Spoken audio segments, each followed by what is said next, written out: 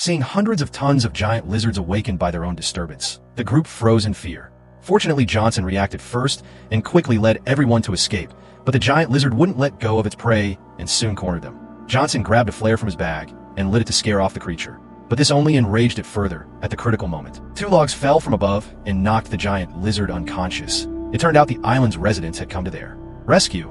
Under the old man's guidance, they reached an ancient city in search of treasure, which turned out to be the legendary Atlantis, said to hold countless treasures. However, Johnson noticed large amounts of seawater seeping from the ground and deduced that Treasure Island would soon be submerged, giving them at most 3 days to escape, but the helicopter had crashed, leaving them with no way out. At that moment, Orr recalled a record in the book about a submarine docked on the other side of the island, but going around would take too long, so they had to cross through the island's center, and thus they set off again to continue their adventure. After 2.5 days of arduous travel, they finally reached the island's edge. Now only a high mountain stood between them and freedom. As they pondered how to cross it, the old man appeared riding a giant bee, leaving everyone astonished. Under his guidance, they jumped onto the bee one by one and quickly headed to the other side of the island. But another accident occurred as they were pursued by a hummingbird, faster than the bee, forcing them to hide in the jungle and use branches as cover to escape.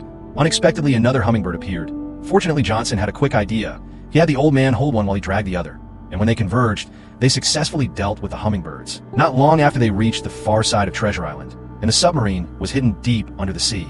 Johnson and Awe jumped in decisively and soon located the submarine recorded in the book, leading to the beginning of the story. After picking up the others, they quickly drove the submarine away from the sinking Treasure Island. Although they did not obtain the treasure, the adventure was an experience they could brag about for a lifetime.